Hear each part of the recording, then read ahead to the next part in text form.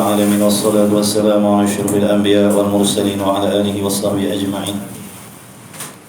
سبحانك لا علم لنا إلا ما علمتنا إنك أنت العليم الحكيم. اللهم افتح علينا حكمتك وانشر علينا من خزائن رحمتك يا أرحم الراحمين. ربنا زدنا علما وفهما يا كاشف المشكلات، اكشف الحجب عن وجوه هذه المعاني حتى نطلع على خفيات هذه المسائل، واحفظنا من الخطأ والضلال فأنت موافق كل أمر وأنت علم الغيوب برحمتك يا أرحم الراحمين. وهب لنا يا وهاب علما وحكمة ولرزق يا رزاق كلنا مسهلا، وبالخير يا فتى فافتح لنا، وبالهدى وبالعلم كلنا يا عليم مفضلا. اللهم علمنا ما جهلنا وذكرنا ما نسينا، اللهم اجعل أعمالنا خالصة لوجهك الكريم. وصلى الله على سيدنا Muhammad وعلى آله وصحبه وبارك وسلم. Alhamdulillahi Rabbil Alamin. Amin ya Rabbal Alamin. Kitab Minhajul Abidin, muka surat 163. Ada yang 170 lebih. Bismillahirrahmanirrahim. Jam ni tu betul bang? Betul jam bang? Tepat ke cepat ya? Cepat 3 minit. Baik. Qala al-muallif rahimahullahu ta'ala wa nafa'ana wa iyyakum bi ulumihi fid darain amin ya rabbal alamin.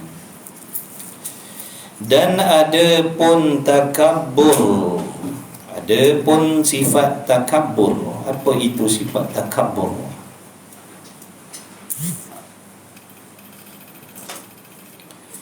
Dan ada pun takabbur. Jadi takabbur ini salah satu sifat yang dibenci oleh Allah Subhanahu wa taala. Sifat mazmumah. Sifat yang dibenci oleh Allah. Kenapa dipanggil sifat mazmumah? Kerana barang siapa yang di dalam hati mereka itu ada sifat takabbur ni, walaupun dia ahli ibadat, walaupun dia alim ulama, nescaya dia dibenci oleh Allah.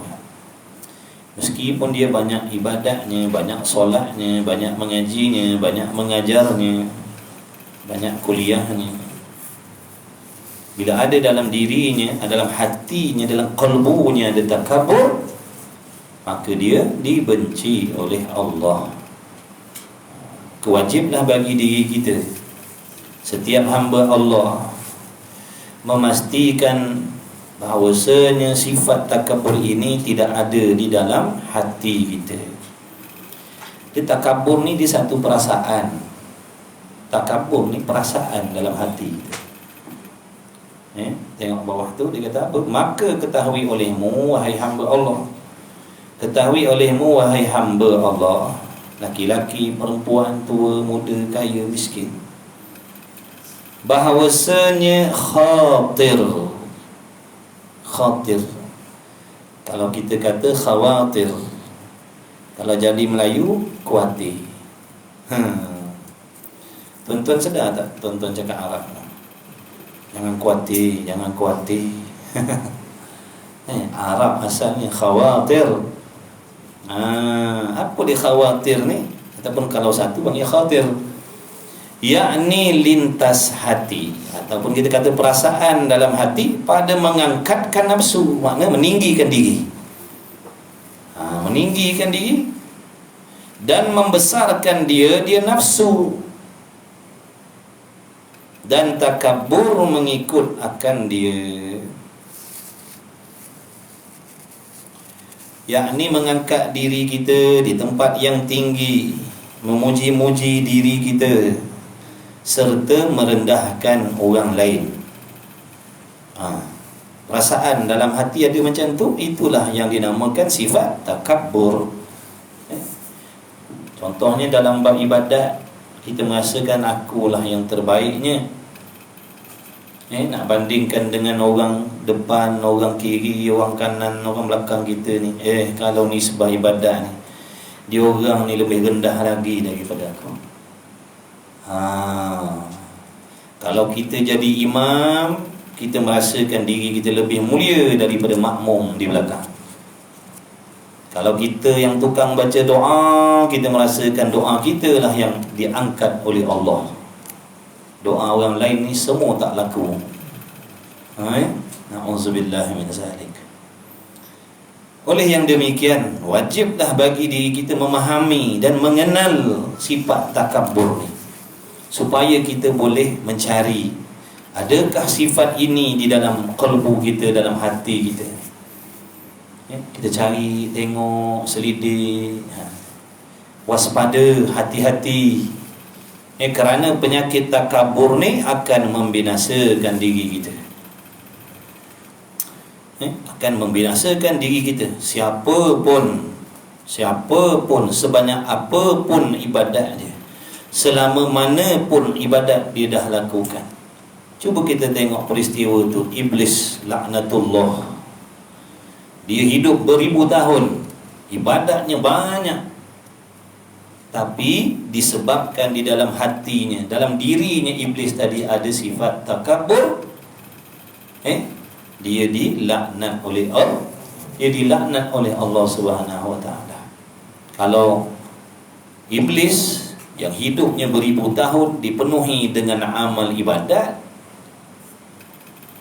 apabila ada di dalam diri Iblis tadi sifat sombong, aku lebih baik lagi daripada yang lain, aku lebih mulia lagi nak banding orang lain, Allah Ta'ala melaknatnya, Allah Ta'ala membencinya. Apatah lagi kita ni yang umurnya pendek, ilmunya kurang, amalnya hampir tiada. Tiba-tiba dalam hati kita ada juga sifat takabur ni. Allah, na'udzubillah min zalik. Rugilah, malanglah, celakalah bagi mana-mana orang yang dalam hatinya ada takabur, sombong. Melayu cakap sombong. Melayu cakap sombong. Apa tu sombong? Mengangkat diri sendiri, merasakan diri lebih baik berbanding orang lain di dalam hal-hal kebaikan. Ingat tu, di dalam hal-hal kebaikan, di dalam hal-hal ketaatan, di dalam hal yang mulia-mulia. Apabila kita merasakan yang diri kita terbaik berbanding orang lain, itulah yang dinamakan penyakit takabur ataupun sombong. Dalam duduk dalam majlis, kan biasa majlis ramai dah orang. Majlis tak kisahlah, dalam perhimpunan, solat jemaah, majlis ilmu, ceramah, kita merasakan aku ni lebih baik. Kalau nak bandingkan dengan orang keliling kelalang ni, akulah yang paling hebat sekali ni. Itulah dia penyakit takabur. Ataupun dia duduk seorang diri, dia duduk seorang diri, dia tak campur dengan manusia.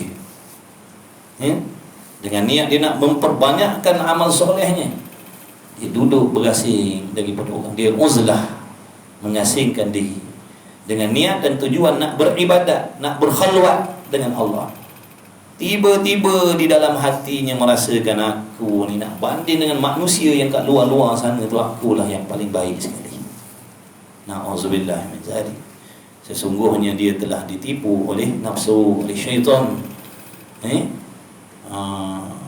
yang mengakibatkan amalan yang dibuat tadi ditolak, tidak diterima oleh Allah. Nampak tak tu? Inilah di antara benda-benda yang kita, orang yang nak beribadat ni, yang nak membuat persiapan mati ni, yang nak cari bekal mati sebanyak-banyak ni, kita kena tahu benda ni, supaya kita boleh elakkan diri, jauhkan diri. Makna sentiasa waspada, hati-hati maknanya. Sentiasa hati-hati, sentiasa perhatikan hati kita tu ada tak penyakit ni. Makna pantau. Sebab tu orang yang bertakwa, takwa ni makna orang yang sentiasa memelihara diri dia, memantau diri dia. Kalau ada penyakit tu, cepat-cepat dibersihkan, cepat-cepat diubatkan. Di samping tu dia hati-hati, dia waspada, takut penyakit tu singgah, takut penyakit tu hinggap. Itu takwa tu. Waspada, hati-hati. Dia sentiasa waspada lah. Dia sentiasa waspada. Takut penyakit tu terbit dalam hati dia daripada hasutan nafsu dan syaitan tadi. Itu pentingnya ilmu dan kefahaman.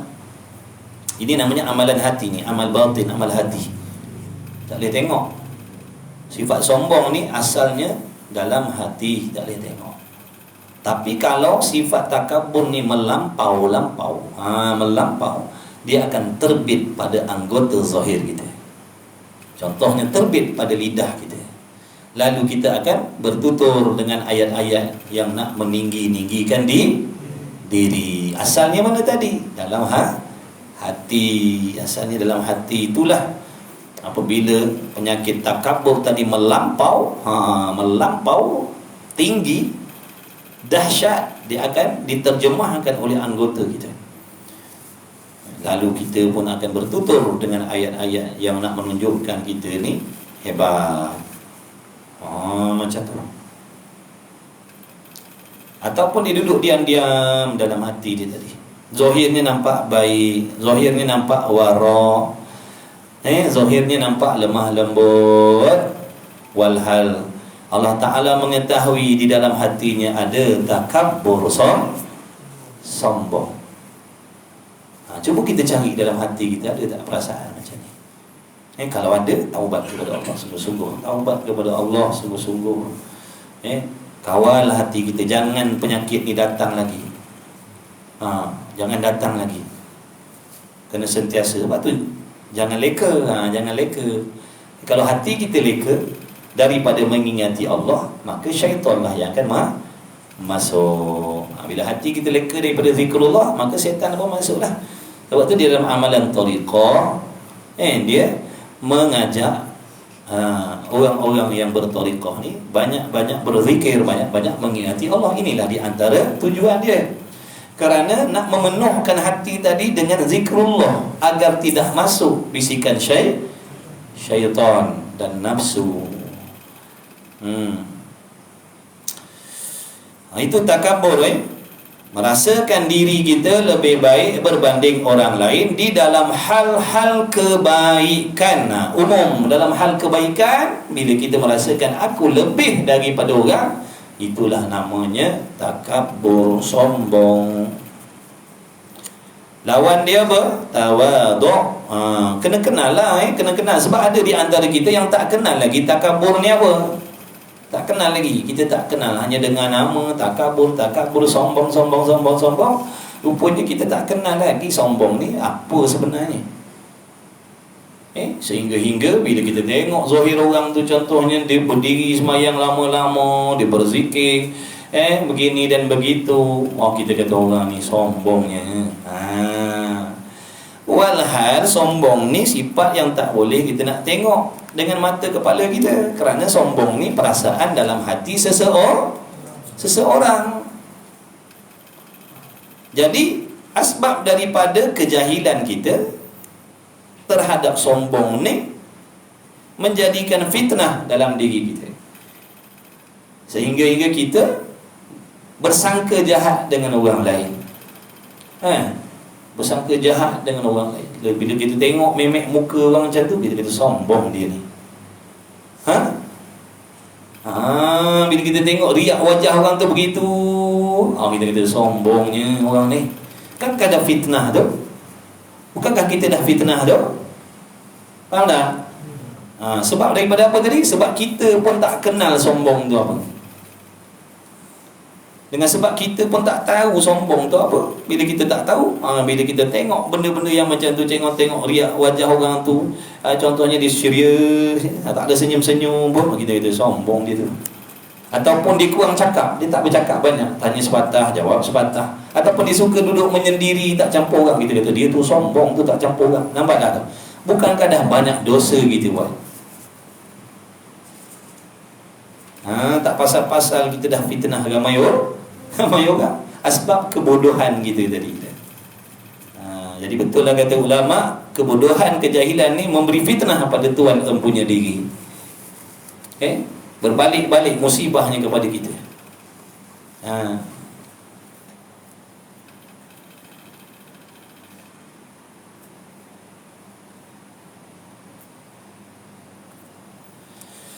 Jadi kita usaha menjaga, usaha mengawal hati kita sentiasa sedar, ada tak perasaan-perasaan macam ni. Kalau ada, mujahadah, lawan. Ingatkan hakikat siapa diri kita. Kalau contohnya kita banyak ibadat, ingat siapa yang memberi taufik kita boleh beribadat. Ingat siapa yang memberi kepada kita ilmu dan kefahaman sehingga boleh kita mendirikan ibadat tadi. Orang yang sombong ni, sifat sombong ni terbit dalam hati kerana lupa hakikat kejadian diri dia. Dia memandang apa kelebihan yang ada pada diri dia itu adalah datang daripada usaha dan ikhtiar dia sendiri.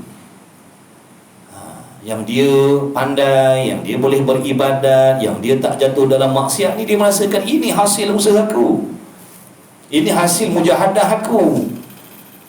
Sebab itulah aku ni mampu membuat ibadat sebanyak-banyaknya. Dia memandang diri dia tu dan melupakan hakikat tu adalah semuanya pertolongan Allah, belas kasih sayang Allah semata-mata. Dia melupakan yang diri itu asal daripada tiada, Allah ciptakan. Dia lupa yang diri dia itu sentiasa bergantung dengan Allah. Dia lupa.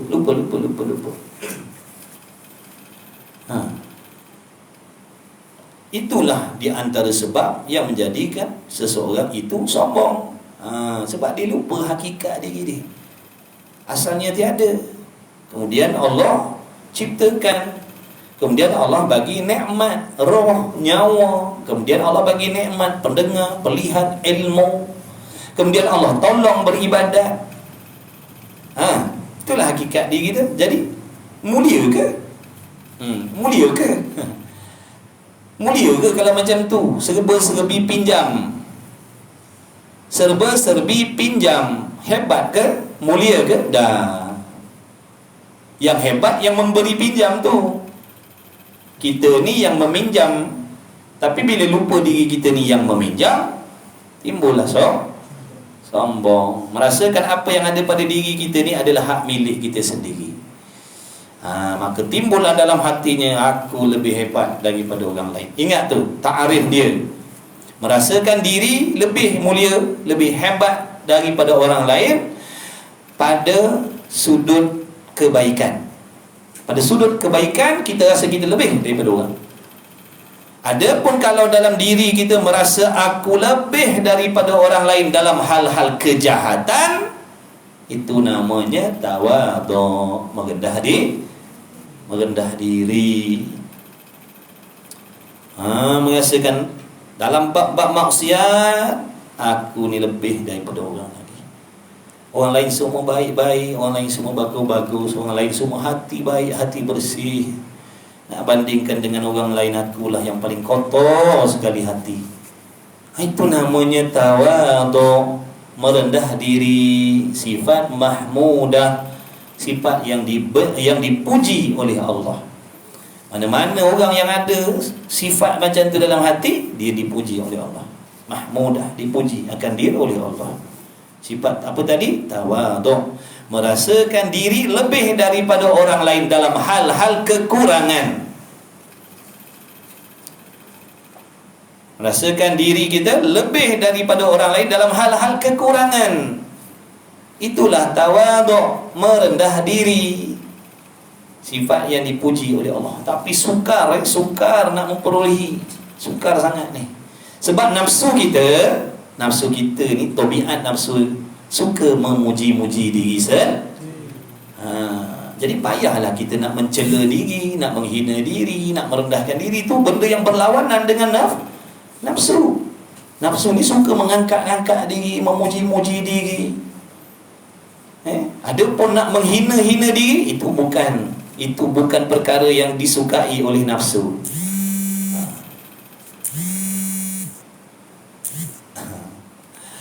Itu benda yang sukar. Itu benda yang sukar. Kerana nafsu kita tabiatnya suka memuji-muji, mencari puji-pujian, suka dipuji, seronok dipuji. Padahal orang-orang ahlillah, orang-orang yang takut kepada Allah ni, takut dipuji, takut, mereka takut dipuji, kerana dengan puji-pujian itu akan menjadi asbab dia lupa diri dia. Lupa diri. Orang tu puji, orang tu puji, orang tu puji, orang tu puji, lama-lama jadi lupa diri. Masuk penyakit rasa ujub, kagum, aku ni punya hebat. Ramai puji, semua kata bagus, semua kagum. Payah nak jaga hati kita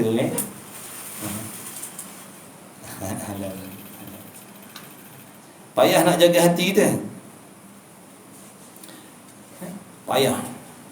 Sebab puji-pujian manusia ni boleh memakan diri. Lebih-lebih lagi pula kalau kita ni ahli maksiat. Lebih-lebih lagi kita ni banyak melanggar perintah Allah, lalu dipuji-puji pula. Ini lagi melupakan diri. Ini lagi menggalakkan kita berterus-terusan melakukan maksiat. Kita tak semayang, kita dedah aurat, kita buat benda-benda haram, tapi orang puji, kata baik, kata bagus, kata hebat. Ini lagilah mengkaramkan kita. Mengkaramkan kita dalam puji-pujian tadi, sehingga kita pun meneruskan mengulang-ulang maksiat, buat lagi.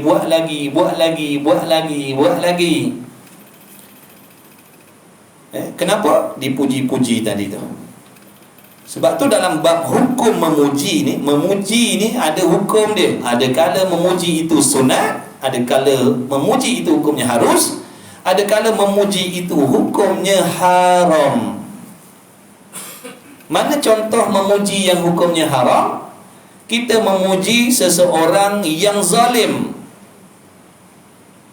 Kita memuji-muji orang yang zalim. Kita memuji-muji orang yang terang-terangan melakukan dosa maksiat.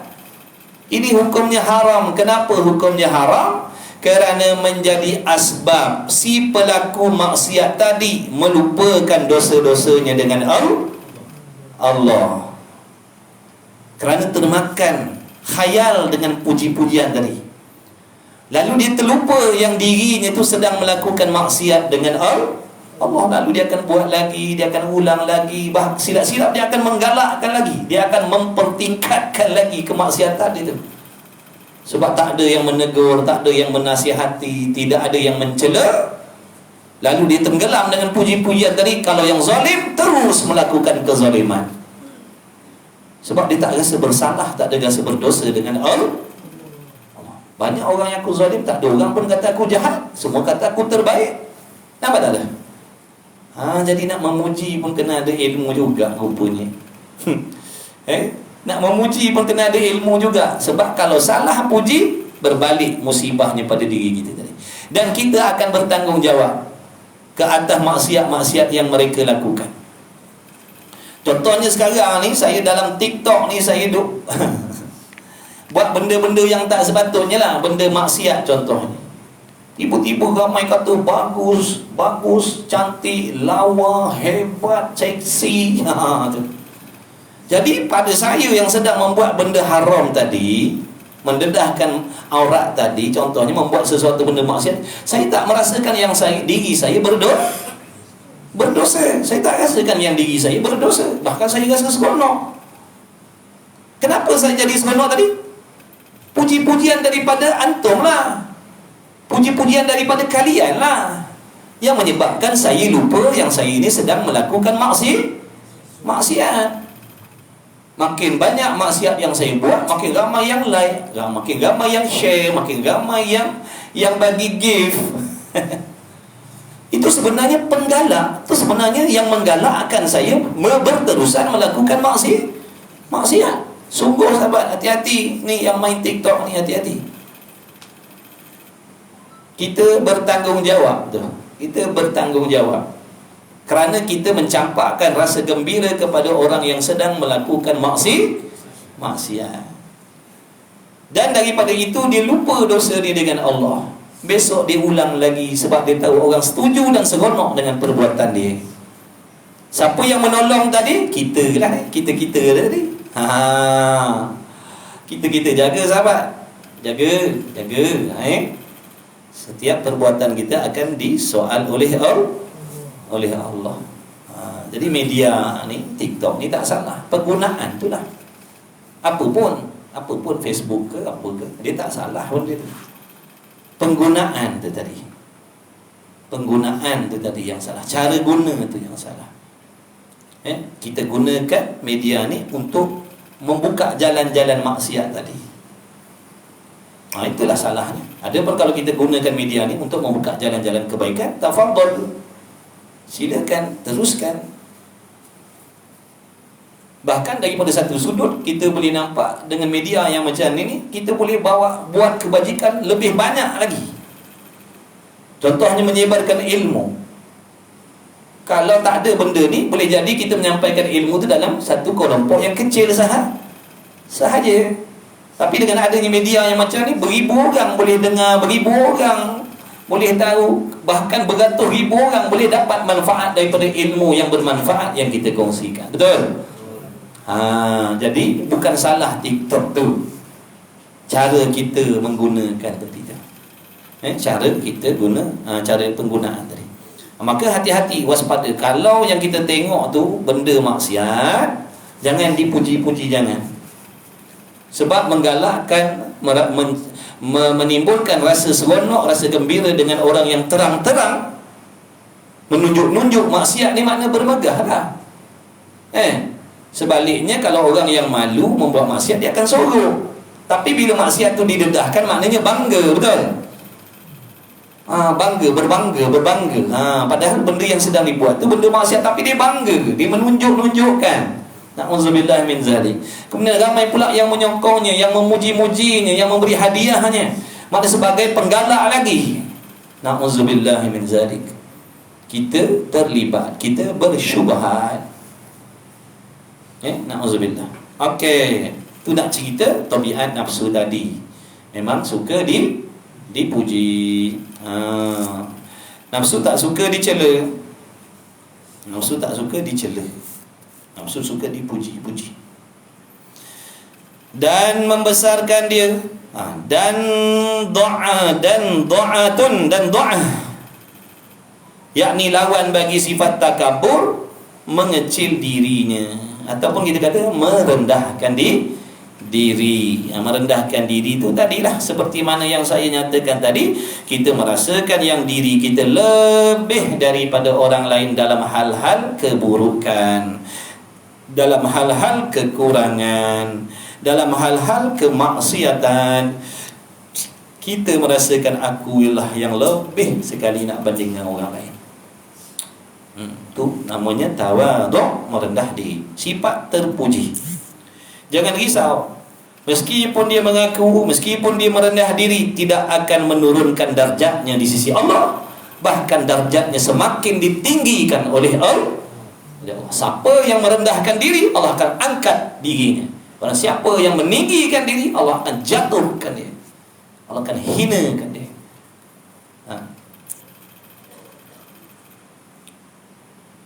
Iaitu terlintas pada hati, terlintas hati pada merendahkan nafsu, menghina nafsu, mencela nafsu, dan mengurangkan dia, mengurangkan keinginan hawa nafsu tadi. Dan tawadhu' itu mengikut akan dia.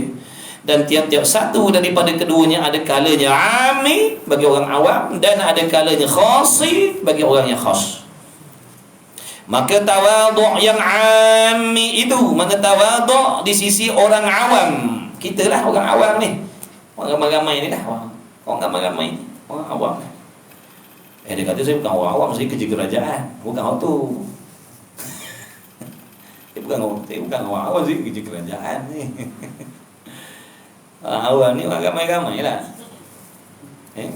Dia bukan duduk bergelumang dengan ilmu ibadat pagi petang siang malam dah. Ada masa dia cari makan. Tu orang awam. Ada masa dia belajar. Tu orang awam lah. Ada masa dia buat maksiat. Tu orang awam lah tu.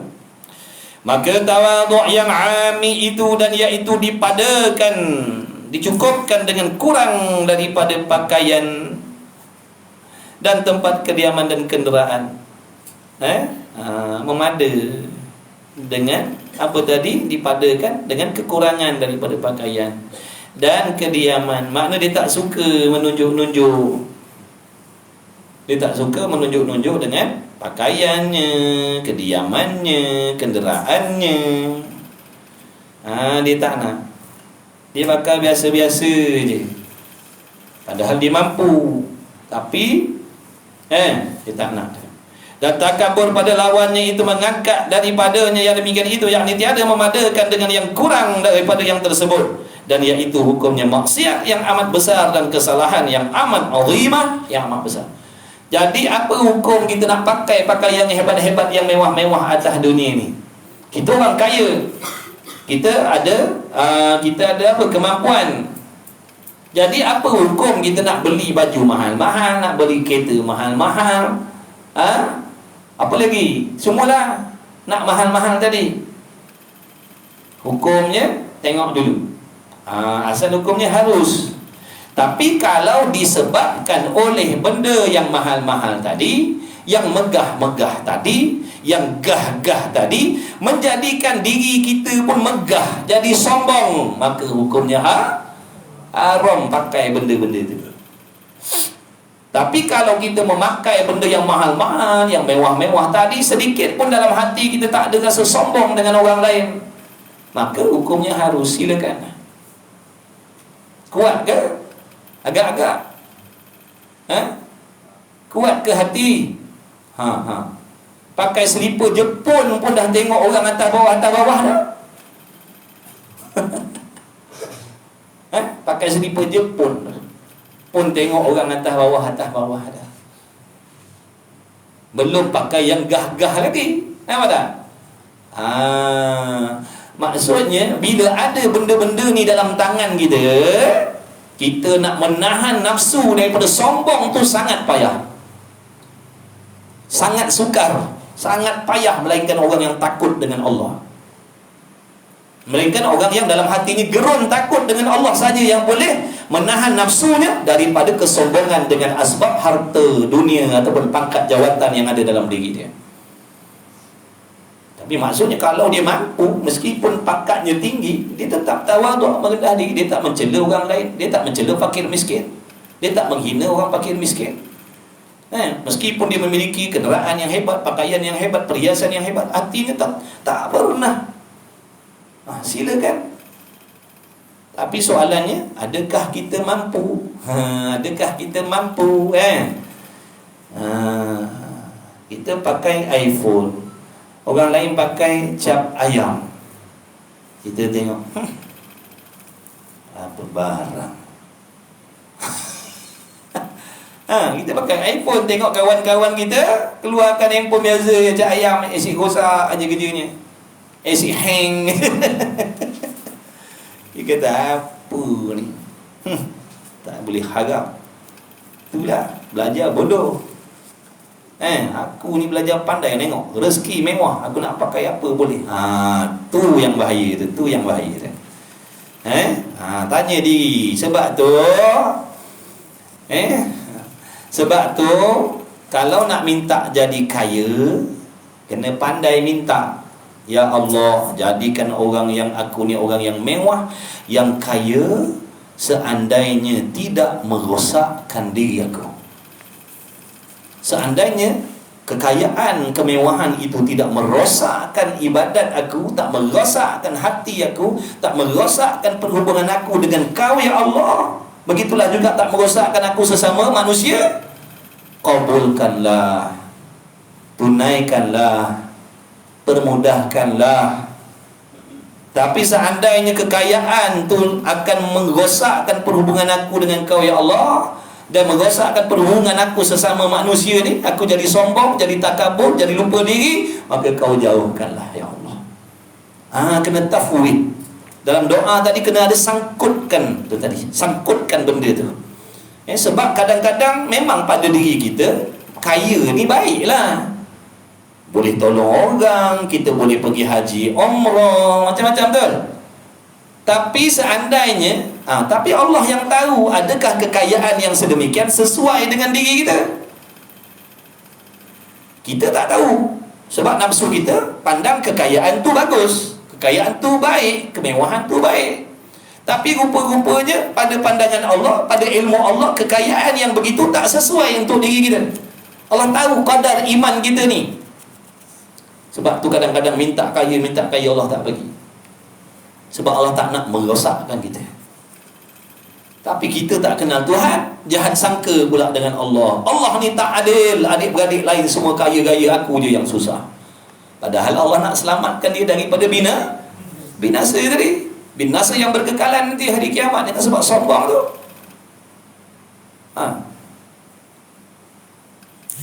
Tapi kalau rasa diri kita kuat, diri kita mampu, dalam diri kita ada takwa, silakanlah. Silakan. Tak haram pun hukum dia. Tapi biasanya kata Imam Ghazali, bila pada tangan kita ni ada kelebihan, ada kemampuan, nak sabar tu payah. Nak sabar tu payah. Berbanding dengan tidak ada kemampuan. Berbanding bila tak ada kemampuan. Bila tak ada kemampuan ni mudah nak sabar. Contoh kita buat contoh mudah. Mulut kita, lidah kita ni bila sihat, senang ke susah nak kawal? Susah. Nak fire je kerjanya. Kerja lidahnya nak fire orang je kerjanya. Tu bila sihat. Tu maksud tadi, bila kita ada kemampuan, kebolehan, nak sabar, nak tahan tu payah. Ikut nak apa terlintas, pang, pong. Tak peduli dah. Tu sebab apa tu? Sihat. Ada kemampuan. Jadi nak sabar payah. Kemudian bila Allah bagi sakit, Allah tarik kemampuan tadi tu, jadi sakit gigi, sakit mulut, pening kepala, tak sihat, demam. Senang tak nak sabar daripada mengumpat? Senang tak? Senang sangat. Tak larat lah hari ni. Jom jumpa. Tak larat. Jomlah sembang, ada hot cerita apa ya? Aku tak sihat. Tu sebenarnya Allah sedang menjaga dia daripada melakukan maksiat. Tengok maha bijak Allah nak jaga kita. Tapi kita tak faham. Tengok orang, tak ada nafsu nak jaga. Tak ada nafsu. Habis bila sihat, kau siap kau tidur pun mengumpat tak? Tengah tidur mengumpat. Masya Allah, tabarakallah. Dia punya dahsyat mengumpat dia tu sampai dalam tidur. Mengigau dia tu mengumpat lah. La ilaha illallah. Tidur dia tu pun mengumpat dah. Bayangkan tu. Biasanya benda yang kalau kita mengigau ni benda yang terbawa-bawa terbawa-bawa. Tak ada cerita sedap sangat, cerita pasal makan, mengigau kan disebut pasal makan. Tambah hari. Apa benda tambah? Rupa mengigau. Rupa mengigau. Waktu dia jaga tu tadi sembang masa makan tak beringat. Dalam tidur tambah. Laki dia kata tambah apa tu pula ni? Tambah apa tengah tidur? Tambah bini ke apa? Risau juga tengah tidur, laki dia ngigau tambah, nak tambah. Bini dia kata apa ni? Nak tambah? Ini muskil ni. Tambah apa mengigau sampai mengigau nak tambah ni. Gitu siap pagi besok. Soal siasat sebelum sarapan. Awak ni tu terang saja. Awak nak tambah apa sebenarnya? Malam tadi awak tidur, awak kata tambah. Nampak tak? Ini mengigau pun mengumpat. Masya Allah. Innalillah. Okey, habis. Jadi kawan-kawan, sahabat-sahabat, kalau nak kaya, nak mewah, macam tu cara doa dia. Dan persiapkanlah diri dengan ketakwaan. Kalau tak, nanti merosakkan kita. Jadi Islam tak larang nak kaya, nak mewah, nak pakai hebat-hebat tu. Kalau mampu, kalau kuat, kita kata mampu. Mampu apa? Ni, mampu ke nak sabar, mampu ke nak tahan daripada membazir, mampu ke nak tahan daripada sombong, mampu ke nak gunakan segala nikmat kemewahan itu kepada benda-benda baik. Kalau mampu, silakan. Tapi kalau tak mampu, maknanya menempah lah tu, menempah kecelakaan. Berapa ramai orang yang kaya raya lupakan Allah, sombong dengan Allah, cabar-cabar Allah.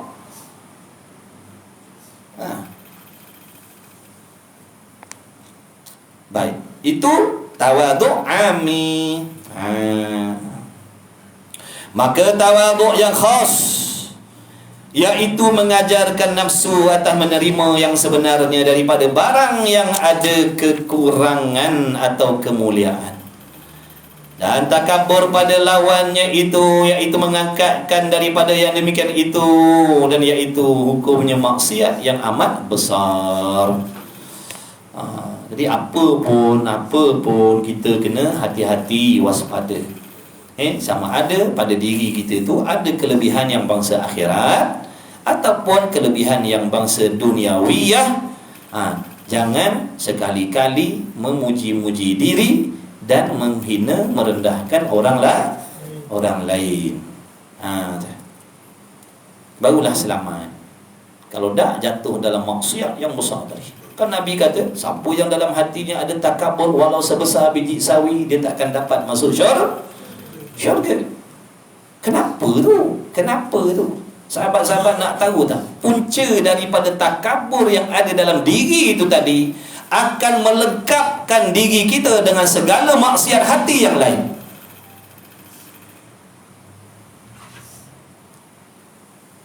Jadi takabur ni seolah-olahnya takabur ni benih maksiat hati. Bila ada takabur dalam diri, dia akan menumbuhkan, mencambahkan penyakit-penyakit hati yang lain. Bila saya merasakan saya yang lebih mulia, saya yang lebih hebat, saya yang lebih baik, saya yang lebih layak. Ni minta maaf nak buat contoh. Ni abang-abang, kakak-kakak ni yang ada depan saya ni, pada saya semua orang hina, semua orang tak bagus, semua orang tak layak. Tiba-tiba Allah Ta'ala merezekikan pada abang-abang, kakak-kakak jemaah ni kemewahan, kekayaan. Dah tentu dalam hati saya akan merasa sakit. Kenapa orang yang hina-hina ni diberi nikmat yang hebat-hebat oleh Allah? Nampak tak tu? Lalu akan timbul pula penyakit hasad dan dengki. Ya Allah, kau tariklah balik segala nikmat kekayaan yang kau dah bagi pada orang-orang yang hina ni. Cakap terang-terang macam tu nak bagi faham. Jadi dengki takkan timbul melainkan dalam hati orang yang ada sombong, takabur. Kalau tak ada takabur dalam diri dia, dia tak akan ada penyakit iri hati dan dengki. Sebab apa? Tawaduk tadi kan merendah diri kan? Apa maksud merendah diri? Memandang orang lain semuanya hebat, orang lain semuanya baik, orang lain semuanya bagus, orang lain semuanya layak. Kita merasakan aku tak layak, aku jahat, aku hina. Maka dalam keadaan yang macam ni, apabila orang-orang lain tadi diberi nikmat oleh Allah, nikmat kekayaan, nikmat kebahagiaan, nikmat ibadat dan sebagainya, kita tak sakit hati. Kita tak akan sakit hati. Sebab apa tak sakit hati? Kerana pada kita memang selayaknya Allah Ta'ala memberi kepada mereka ni, sebab mereka orang baik. Kerana mereka orang yang baik, kerana mereka orang yang mulia. Memang padan patutlah Allah Ta'ala memberi nikmat, kebahagiaan, kekayaan dan sebagainya pada mereka. Nampak tak? Faham tak tu? Jadi punca sebab boleh terbitnya dengki tadi, sebab dalam diri kita ada takabur. Jangan kata tak ada. Orang yang dengki itu, sebab dengki ni adalah makna pokok yang tumbuh daripada biji benih yang namanya takabur tadi. Dan daripada tadi, bila dah dengki, timbul pula penyakit lain. Dia akan apa? Dia akan memastikan kedengkian dia tu lulus. Maknanya, contoh saya tak suka tengok kebahagiaan dalam keluarga abang-abang, kakak-kakak ni. Saya tak puas hati sebab saya dengki tadi tu. Saya akan berusaha membuat sesuatu agar kebahagiaan tu hilang. Betul? Tak puas hati tengok. Sakit je hati kita tengok adik-beradik kita yang ni ke, kawan kita bahagia je hidup dia. Lalu timbul apa? Adalah angan-angan, niat-niat yang tak baik. Di antaranya apa? Kita akan sanggup memfitnah. Aku nak buat cerita tentang abang aku yang tu, biar orang lain tak suka dengan dia. Nampak tak? Asalkan orang lain tak hormat dia tu. Sebab kita sakit hati dengan dia. Lalu kita akan merancang membuat sesuatu agar orang bersangka jahat dengan dia, agar orang meninggalkan dia. Punca dia apa tadi? Takabur tu, tuan-tuan. Sebab tu patut pun Nabi kata, barang siapa yang dalam hatinya ada sombong ni, dia tak layak nak masuk syurga. Allah takkan masukkan dia dalam syurga. Sebut dia takabur, sebenarnya di sebalik takabur tu ada penyakit-penyakit yang pasti dalam diri dia. Dengki, hasad, sangka jahat. Mujulah Imam Ghazali bagi tahu, ulama-ulama tasawuf ni bagi tahu, baru kita tahu. Kalau tak, kita tak tahu. Punca dengki, takabur. Maknanya kalau kita nak berhenti daripada dengki, kena buang sombong terlebih dahulu. Kena buang tu, kena buang takabur dulu, barulah kita takkan dengki. Sebab dengki, takabur. Dan takabur padalah, dan kemudian kota bagi tawaduk yang am, bahawa engkau menyebut daripada permulaan dan kesudahan. Maknanya kau mengingat awal kejadian dan kau, kesudahan kau tadi. Kena ingat asalnya kita ni daripada apa, besok bila dah mati jadi apa. Secantik mana, sehebat mana, sekaya mana, tubuh kita akan dihumban dalam lubang. Sehebat mana, sekaya mana, secantik mana, sebanyak mana beribadat, jasad kita akan dihumban dalam lubang. Kena humban dalam lubang tu.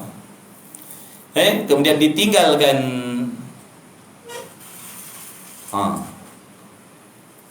Dah, apa hebat sangat? Apa yang sombong sangat tadi, hina orang tu? Jasad kita pun kena humban dalam lubang tu. Busuk tu, jadi busuk lebih daripada bangkai binatang lagi. Bangkai manusia ni busuk dia lebih dahsyat daripada binatang lagi. Binatang apa paling hina? Babi, anjing. Bangkai manusia ni lebih busuk daripada itu lagi. Secantik apa pun, sehebat apa pun, sekaya mana pun, jasadnya lebih busuk daripada bangkai binatang. Bangkai manusia lebih busuk daripada bangkai binatang. Itu hakikat, sahabat. Maka di antara cara nak membuang penyakit takabur ni, kena renung-renung, bahkan kena yakin hakikat diri kita itu bagaimana. Orang lain pun sama macam kita juga.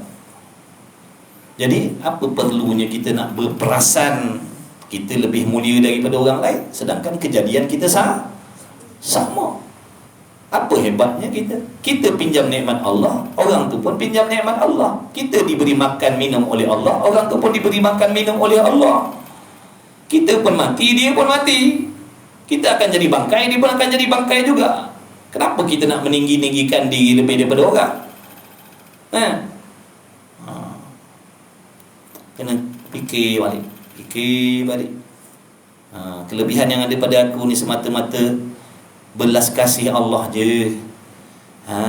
Belas kasih Allah je pilih aku ni, bagi ilmu gini, bagi taufik begini, bagi parah rupa begini. Belas kasih Allah je. Aku tak pernah minta pun lahir jadi comel je ni, lahir jadi kaya begini. Aku tak pernah minta pun. Dah macam mana boleh ada? Sebab Allah nak bagi dengan limpah rahmat dia. Dan dia boleh tarik bila-bila masa. Kalau Allah boleh bagi dengan kita tak minta, dia boleh ambil dengan kita dengan kita tak sedar, dia boleh ambil. Allah, payah hati kita ni. Hati kita ni banyak penyakit. Walaupun zahir nampak baik dah, mengaji, mengajar, sembahyang jemaah, berpurdah, berniqab, bertudung labu, bertelekung, tapi dalam hati masih banyak lagi masalah yang belum diselesaikan. Kita jangan cerita orang lain, kita cerita kita. Sembahyang dah, ngaji dah, ngajar dah, tapi dalam hati sifat sombong tak hilang lagi. tak buang lagi.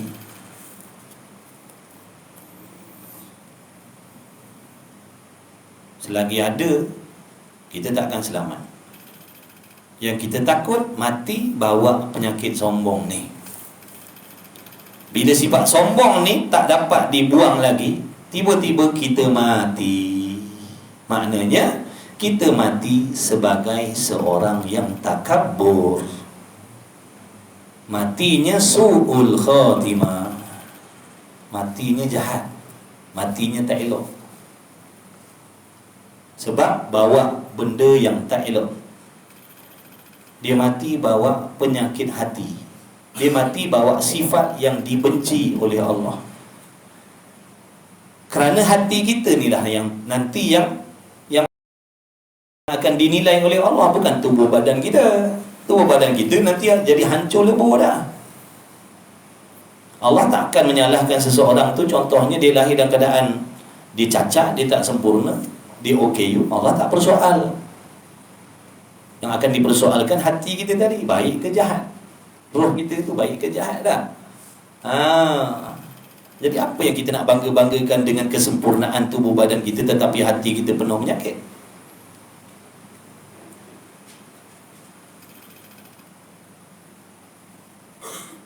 Rupanya lawa, keterampilannya lawa, tapi hatinya kotor. Pakaiannya terurus, tapi hatinya tidak terurus. Zahirnya dihias dengan benda yang mahal-mahal. Zahirnya berhias dengan benda yang hebat-hebat, tapi hatinya berhias dengan benda yang keji-keji. Zahirnya hebat, perhiasannya hebat, pakaiannya hebat, tempat tinggalnya hebat, tapi hatinya berhias dengan benda yang keji, berhias dengan benda kotor. Mana benda-benda kotor tadi jadi perhiasan hati kita. Tapi zahir, tak boleh pakai benda yang tak berjenama, tak boleh pakai benda-benda yang orang tak kenal. Kalau nak pakai mesti yang orang kenal, mesti yang viral, mesti yang orang pandang. Mana benda yang bernilai lah. Kita tak boleh nak pakai benda biasa-biasa ni. Nak kena pakai mesti yang ada nilai, mesti yang ada brand. Tapi hati kita biarkan hati kita tu dengan sifat-sifat yang kotor, yang jahat, yang keji tadi tu. Jadi apa guna, apa faedahnya? Sehebat mana pun zahir kita tu, selagi hati kita tu dihiaskan dengan benda-benda kotor, Allah tak akan terima kita. Allah tak akan terima kita. Sebab tu hati tu, itulah hakikat diri kita yang nak kembali kepada Allah. Hati kalau baik, dia ada nilai di sisi Allah. Kalau hatinya kotor, dia tak ada nilai di sisi Allah, meskipun dia pakai benda-benda yang besar nilai. Besar nilainya. Orang lain tak boleh pakai, kita je boleh pakai. Sebab kita memiliki kekayaan lebih daripada Allah. Tapi Allah tak pandang tu. Allah pandang akhlak hati kita tu. Akhlak hati kita. Luar tak jadi hal. Dia kaya, dia miskin, dia sederhana, hati mau cantik. Tu dia. Tak pedulilah zahir dia tu hebat, kaya, mewah, gaji besar, pangkat besar. Asalkan hatinya baik. Begitu. Asalkan hati baik, tak kisah pangkat besar tak pangkat besar. Bila hatinya baik, pangkat besar pun dia selamat, dia tak berpangkat pun dia selamat sebab hati baik. Tapi kalau hati tak baik, jangan kata kaya, si miskin pun akan dibenci oleh Allah. Nilai seseorang kepada Allah bukan harta benda dia, amal dia tu, hati dia tu. Maka ilmu yang nak membicarakan tentang hati tu, inilah ilmu dia, kitab tasawuf ni lah. Yang puak-puak tu kata ilmu tasawuf ni macam air longkang tu, inilah dia ilmu dia. Sebab tu perkataan yang keluar daripada mulut orang macam tu, perkataannya lebih kotor daripada air longkang lagi. Mereka mendakwa ilmu tasawuf ni adalah ilmu yang macam air longkang kotor ni. Sebab itulah dia jadi macam tu tabiat dia. Mudah-mudahan Allah bagi hidayah petunjuk sebelum mati. Sebab ilmu tasawuf ni nak mengajak kita menjadi orang yang ihsan, muhsinin. Orang yang dalam hatinya ada ihsan dengan Allah. Meskipun waktu dia seorang diri ataupun waktu dia duduk di khalayak ramai, dia sentiasa ihsan dengan Allah. Dia sentiasa merasakan, bahkan meyakini diperhatikan oleh Allah, dinilai oleh Allah. Daripada itu dia akan mengawasi tingkah laku zahir dan batinnya daripada membuat benda-benda yang mengundang kebencian Allah. Itu peranan ilmu tasawuf ni.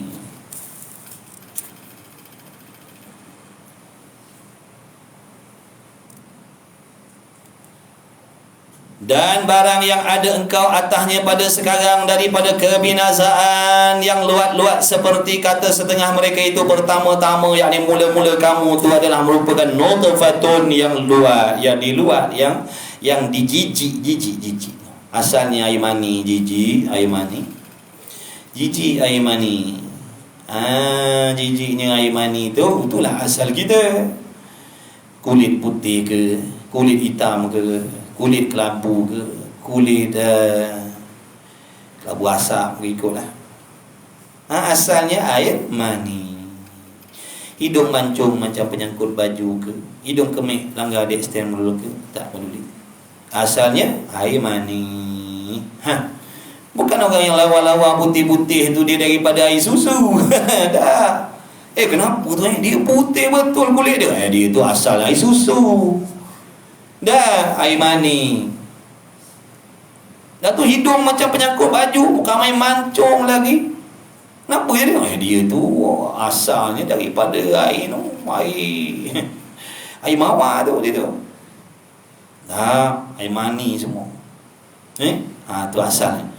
Dan waktu kita sedang hidup ni, perantaraan di antara permulaan dan kesudahan kita ni apa? Bawa apa? Menanggung tu. Dan akhirnya bangkai yang keji dan jahat.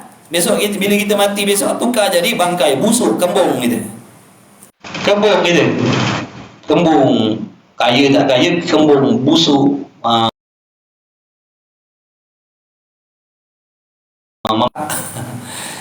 Membengkak. Laki kita pun tak simpan kita dah. Bini kita pun tak simpan kita dah. Siapa nak simpan busuk? Waktu lawa, waktu hidup dulu boleh lah, dia peluk, dia cium macam-macam dah busuk macam tu. Hello mam, ni laki dah mati ni, bila boleh uruskan? Imam pagi besok lepas subuh boleh tak mam? Tu imam kata saya outstation ni, mana sempat nak uruskan jenazah pagi-pagi macam tu, lepas asar baru saya sampai insya-Allah. Ni ada rombongan ni AJK masjid pergi Langkawi. Jadi tak ada orang kat masjid nak uruskan. Petang garang lah. Dia kata mana boleh mam, nanti petang ni busuk ni. Tengok tu balasan dia. Itulah balasan dia. Dulu kan main dipuji kita, baguslah awak ni, terbaiklah awak ni, tak adalah orang lain yang baik macam awak ni. Siap. Dah mati mam, tanam cepat sikit mam, mati dah mam, busuk ni simpan lama-lama. Sungguh mana ada orang nak simpan mayat laki dia? Tak pernah dengar lagi dah setakat ni. Punya sayang dengan laki, suruh pihak hospital tolong beri suntikan kat mayat laki saya ni, supaya dia tak jadi rebut. Saya nak tengok di dalam keadaan begini je. Saya nak sandar kat dinding, kat pintu tu. Sebab saya tak rela nak berpisah dengan dia. Punya sayang dengan saya. Sebab dulu dah janji dengan dia. Tolong awetkan. Jangan tanam. Saya nak simpan dalam rumah, kat sudut rumah tu, nak pacak di situ. Punyalah sayang dengan laki. Dah, dia telefon tu imam, cepat mam, jangan lambat. Lepas Zuhur tu kira lambat dah tu. Kalau boleh lepas salam Assalamualaikum subuh, humban terus dalam lubang dah. Begitulah sebalik. Yang bini mati pun macam tu. Dulu sayang. Ai janji ai tak kahwin lain lah. Ni sumpah setia ai ni, ai tak akan kahwin dengan orang lain. Minta maaf lah. Bini dia tanya dia, awak kalau saya mati besok awak kahwin tak? Awak ni mulut celupah. Saya minta jauh dengan Allah. Selalu dalam doa saya, di antara doa-doa yang saya tak pernah tinggal itulah dia. Saya tak nak duakan awak. Wah.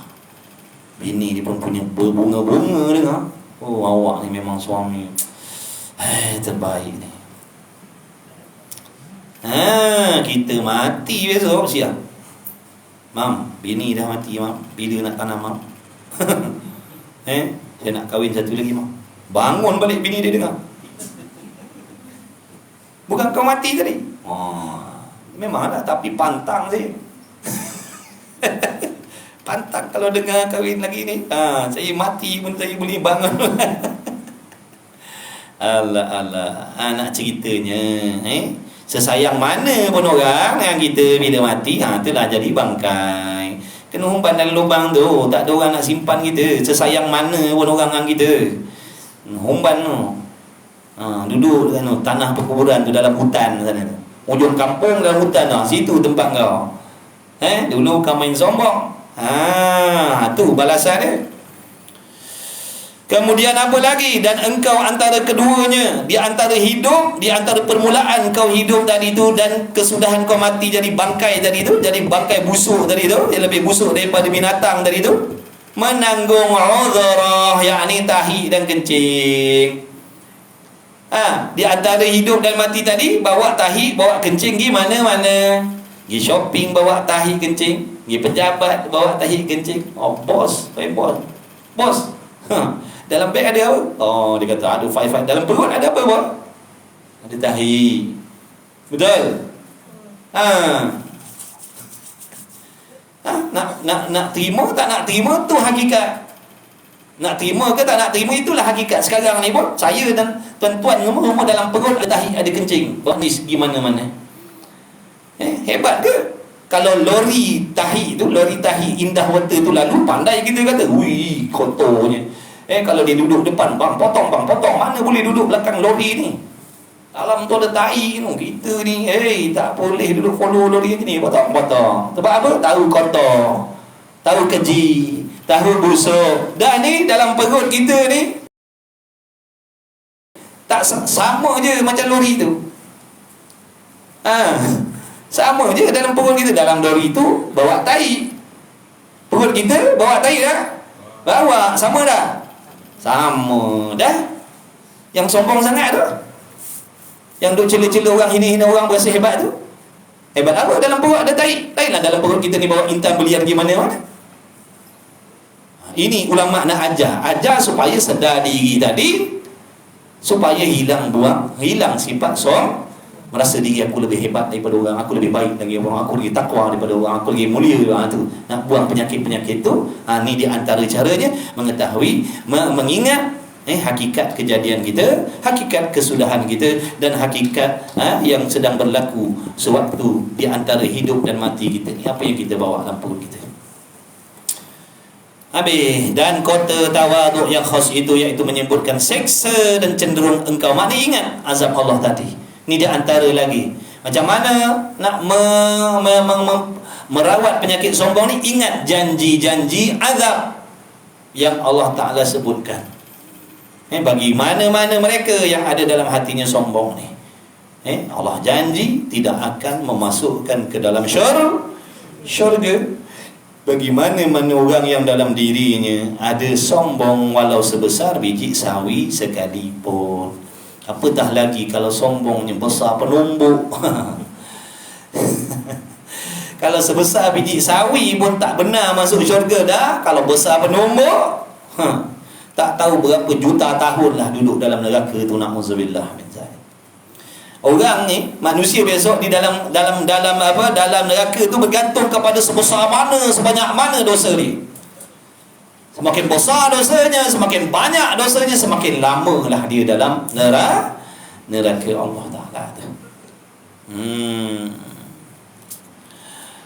Dan kota tawaduk itu menyebutkan siksa. Ingat kan, yang cenderung engkau daripada hak, yang berpanjangan di dalam batil. Jadi supaya kita ni tidak berkekalan dalam kesalahan tadi tu. Bila kita ingatkan azab tadi tu, Duduk, kita nak ke duduk dalam keadaan Allah benci kita pagi, petang, siang, malam? Sambil-sambil semayang pun orang Allah benci. Orang lain solat Allah sayang, kita solat Allah tetap benci. Kenapa tu? Kerana dalam hati kita ada takab, sombong. Sembahyang pun bersifat sombong juga. Haji pun bersifat sombong juga. Umrah pun bersifat sombong juga. Buat haji, sesiapa boleh haji. Umrah, sesiapa boleh umrah. Solat, sesiapa boleh solat. Tapi hati yang baik tadi tu, hati yang tawaduk tadi, sebab tu tak guna. Maksudnya tidak apa manfaat yang kita dapat daripada haji, umrah, daripada solat kalau dalam hati masih ada sombong. Tak ada faedah. Allah tetap benci kita. Allah tetap benci kita. Kena buang. Kena usaha buang. Kena terima hakikat yang kita ni hina, keji, lemah, dhaif. Yang sempurna hanya Allah, yang hebat hanya Allah, yang sempurna hanya Allah, yang baik hanya Allah. Kena yakin dalam hati begitu. Dan cenderung kepada hak yang berpanjangan dalam batil, maka jumlah inilah perhimpunan yang memadai bagi orang yang menuntut penglihat.